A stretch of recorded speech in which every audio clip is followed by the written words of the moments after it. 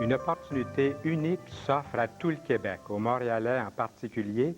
L'évangéliste Billy Graham sera au Forum du 3 au 10 juin 1990.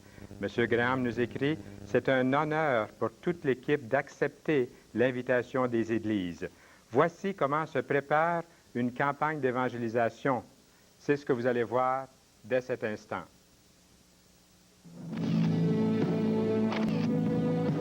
J'ai eu le privilège de prêcher l'Évangile sur tous les continents, dans la plupart des pays du monde.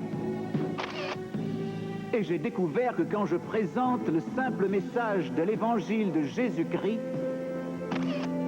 avec autorité et simplicité, et en citant la parole divine, Dieu prend ce message et le fait pénétrer de façon surnaturelle dans le cœur humain.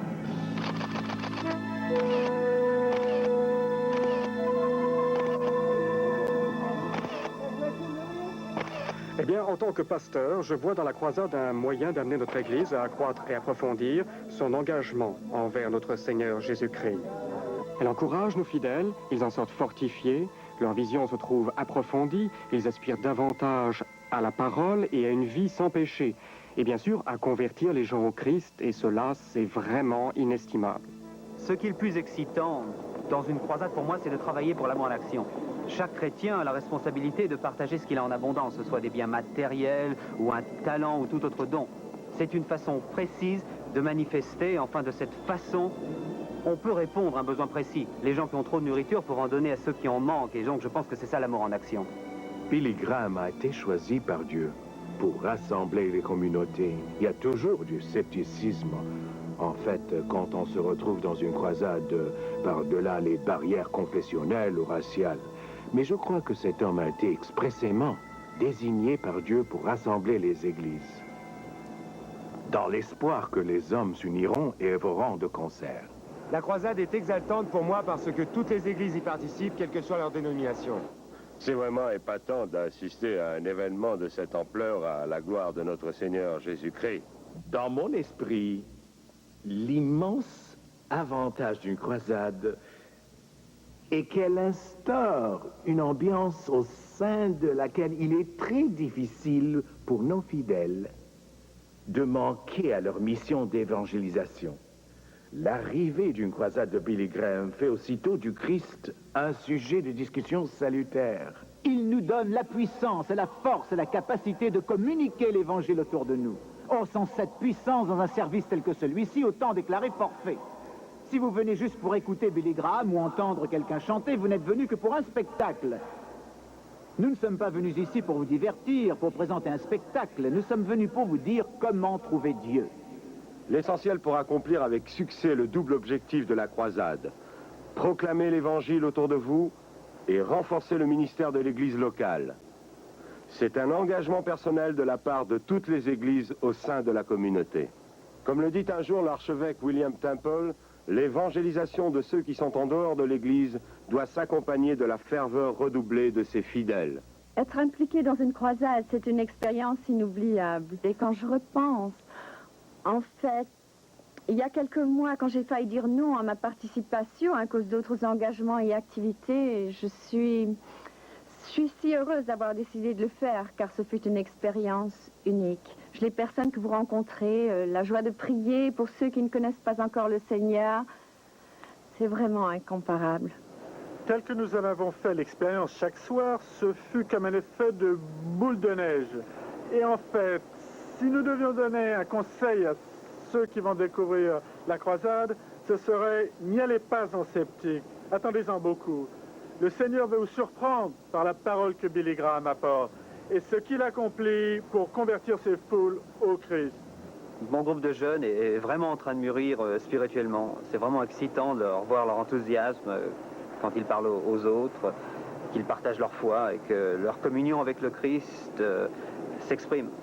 Nos fidèles ont fait preuve d'une grande discipline et ils sont venus nombreux pour la formation, pour les cours, vivre et témoigner en chrétien. Et ils sont très enthousiastes à l'idée de participer et d'assister à la croisade. Lorsqu'ils voient ces foules qui s'avancent, ils veulent se précipiter pour parler à l'un d'eux ou le conduire au Christ. Live, live, live. Live, live, live.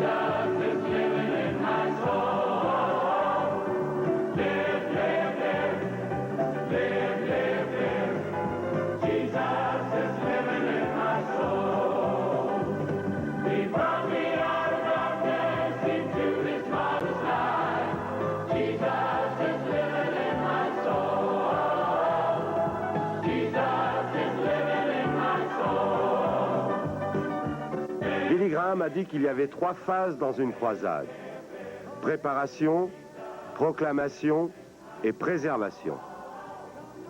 Nous avons appris, il y a bien des années, que la phase de proclamation d'une croisade, bien que fort spectaculaire, est seulement l'un des volets d'une campagne d'évangélisation. La préparation et la préservation sont capitales. Le succès de ces croisades dépend de la participation de milliers de fidèles de toutes les églises de votre ville ou communauté. C'est votre travail, votre témoignage et vos prières qui ouvrent la voie à la moisson spirituelle qui mûrit pendant les meetings de la croisade. Préparation. L'efficacité d'une campagne dépend directement de l'église locale et de ses fidèles. Vous savez, Billy Graham ne se rend dans une ville qu'à l'invitation des églises. Il vient exercer son don d'évangéliste. Mais croyez-moi, il ne peut entraîner une croisade à lui tout seul. Ce sont les églises de la communauté qui doivent se soucier de l'évangélisation et du renouveau. L'équipe de Billy Graham peut vous suggérer des méthodes éprouvées dans ce domaine et elle peut aussi fournir des documents expressément adaptés à cette forme de campagne. Comme nous pouvons offrir des hommes et des femmes qui pourront faire bénéficier la communauté locale de notre expérience. Mais cela ne suffit pas. Les églises locales doivent prier pour que se manifeste la puissance de Dieu. Elles doivent inviter ceux qui ont besoin d'entendre la bonne nouvelle de l'Évangile. Elles doivent semer pour qu'il y ait une bonne récolte. Et elles doivent se préparer à accueillir ceux qui se convertissent lors des meetings. La clé d'une croisade réussie, c'est la participation de milliers de chrétiens de centaines d'églises semblables à celle-ci. C'est pour cette raison que les croisades de Billy Graham sont axées sur les églises. Une évangélisation efficace ne peut être fondée sur une personnalité ou sur la publicité ou le star system. En réalité, il s'agit d'un effort commun des églises, appliquant les principes bibliques et se reposant sur le pouvoir du Saint-Esprit. Cher Père qui es aux cieux, nous te remercions pour toutes les conversions que nous avons reçues et je prie pour que ceux qui nous ont rejoints aient le cœur touché par ton Saint-Esprit. Je prie pour que tu leur insuffles l'audace et le courage d'aller de l'avant ce soir. Nous te remercions d'avoir choisi Billy Graham pour être l'instrument qui apportera l'Évangile aux âmes qui en ont besoin. Seigneur, nous te remercions pour les conseillers. Nous prions pour que tu les inspires et que tu les guides, car ce sont eux qui te présentent à ceux qui cherchent. Et je sais, Seigneur, quel amour tu voues à ceux qui sont perdus et qui sont incroyants.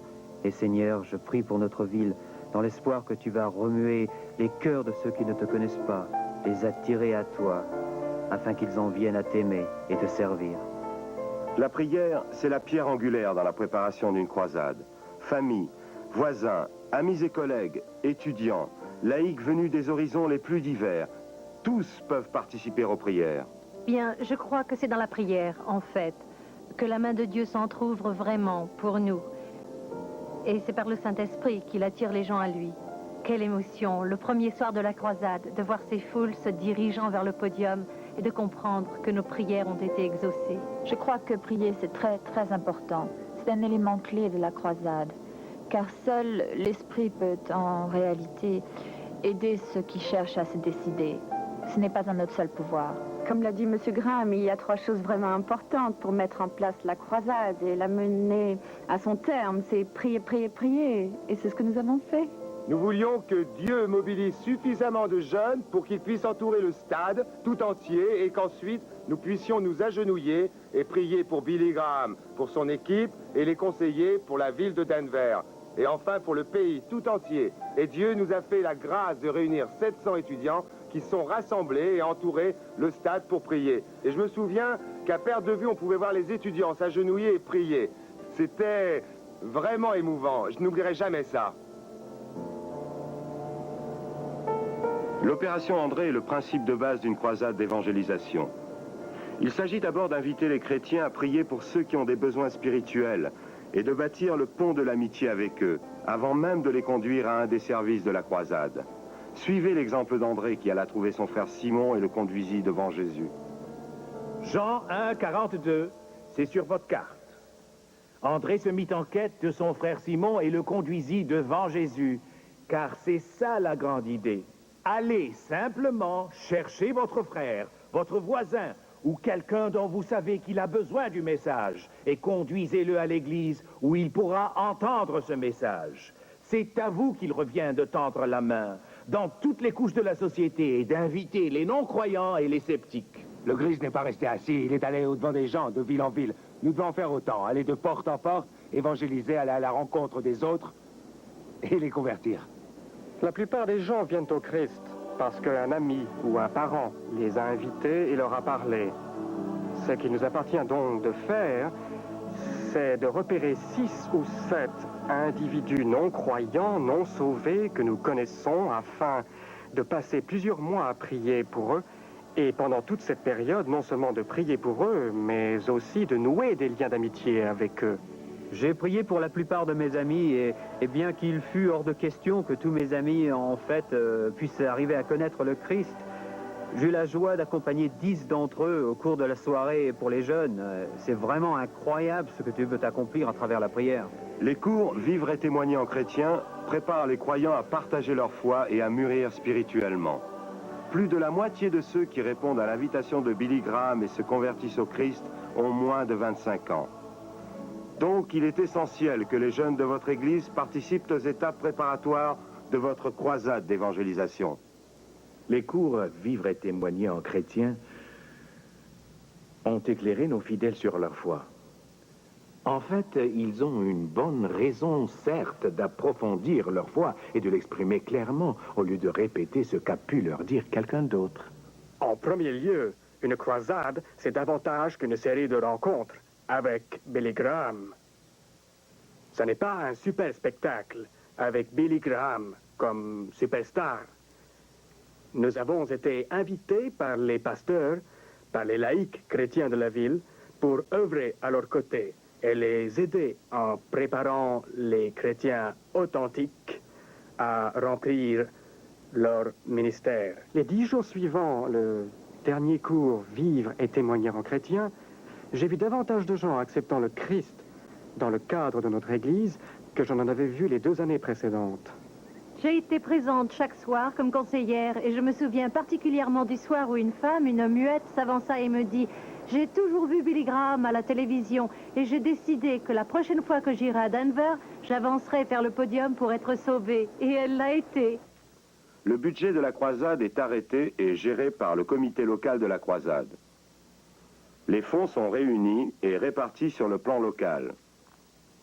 Tous les évangélistes, y compris Billy Graham, reçoivent un salaire de l'association évangélique de Billy Graham, mais ne perçoivent aucune rémunération du comité local de la croisade.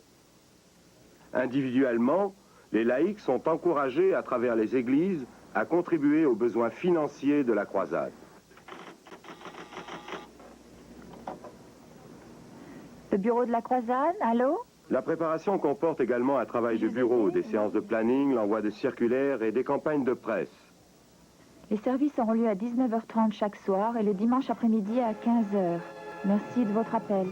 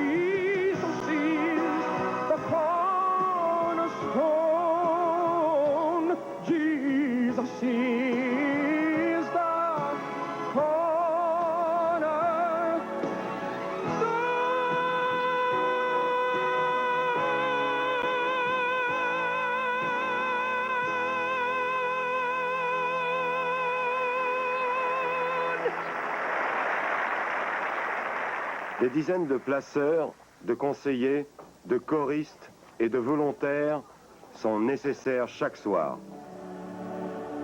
Vous êtes venus ce soir parce que vous voulez suivre Jésus jusqu'au bout, sans regarder en arrière. Vous devez prendre cet engagement tout seul. Je veux une vie nouvelle. Je veux que le vide profond de ma vie soit rempli. Je veux le Christ, j'ai besoin de lui. Venez. À la fin du message, chaque individu est invité à donner son sentiment personnel. Ceux qui répondent reçoivent des conseils personnalisés. Mais il faut instamment donner suite à ces engagements, ce qui nous amène à la phase 3. Assurer le suivi dans le cadre de votre Église est absolument indispensable. Nous avons mis au point des méthodes adéquates pour aider votre Église à accueillir les nouveaux chrétiens. Des comités ad hoc permettent de guider celui qui cherche au sein de l'Église. Les cours par correspondance pour l'étude de la Bible sont offerts à tous ceux qui en font la demande après la croisade. Des lettres de recommandation sont adressées aux églises locales pour la prise en charge spirituelle de chaque nouveau venu. Les conseillers sont encouragés à nouer des liens d'amitié avec ces nouveaux chrétiens afin que soient comblées leurs aspirations spirituelles. Ceux qui cherchent seront interrogés par téléphone ou par lettre. On tâche ainsi de découvrir des moyens plus précis de les aider à devenir d'authentiques disciples. On encourage tous les nouveaux chrétiens à se joindre à de petits groupes de discussion et de prière en compagnie d'un dirigeant laïque. Quand une croisade arrive dans une ville, il se passe plusieurs choses dans la vie de la communauté locale. La première, c'est la dimension interconfessionnelle de la participation et des activités. La simple joie de travailler avec des pasteurs et laïcs d'églises différentes est enthousiasmante. Les églises deviennent solidaires, il y a un rapprochement, il y a un rassemblement. Et en ce qui me concerne, vraiment rien ne vaut les croisades de Billy Graham pour réunir les églises et les laïcs par-delà les frontières confessionnelles. Je ne connais rien de plus efficace. L'aspect le plus exaltant de la croisade pour moi, c'est que toute ma vie, j'ai voulu voir nos fidèles réussir à partager leur foi. Cela fait 10 ans que j'y travaille.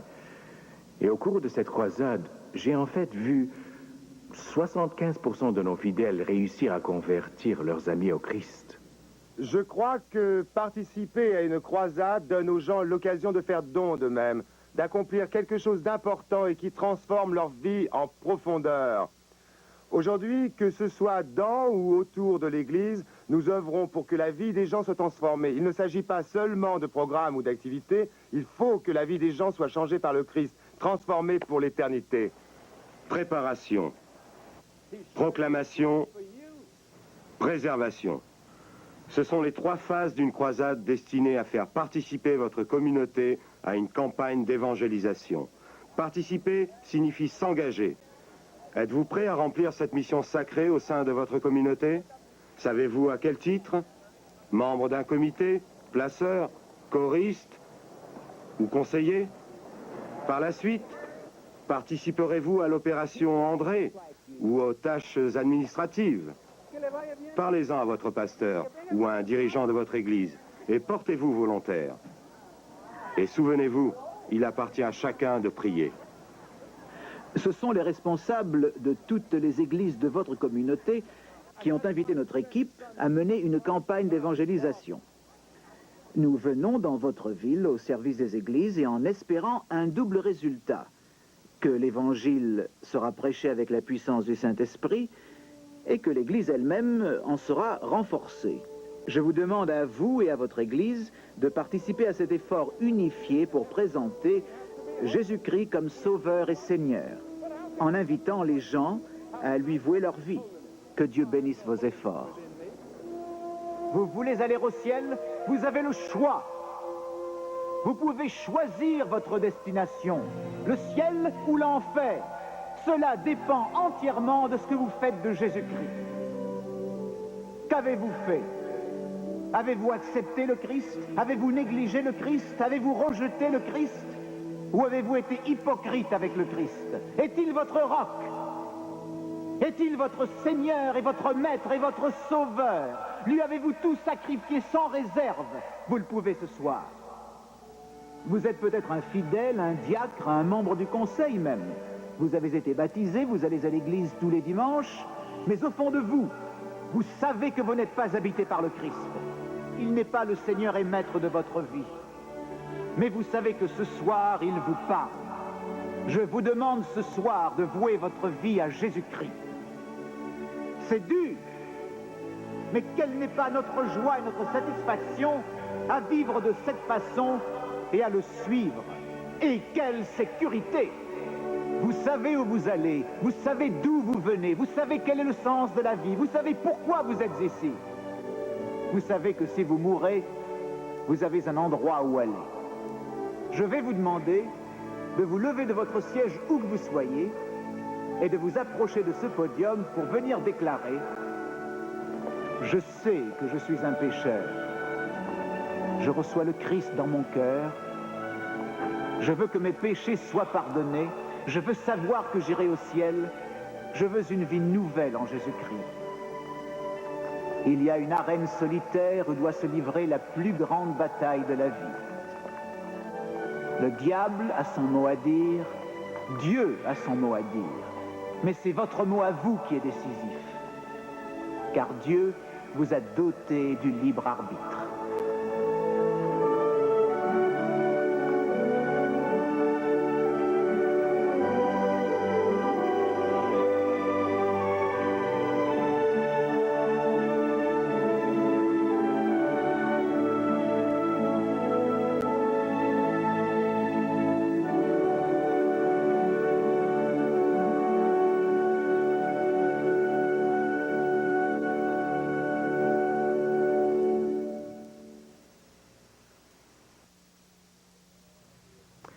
Je vous invite à venir entendre l'évangéliste Billy Graham qui sera au Forum de Montréal du 3 au 10 juin 1990.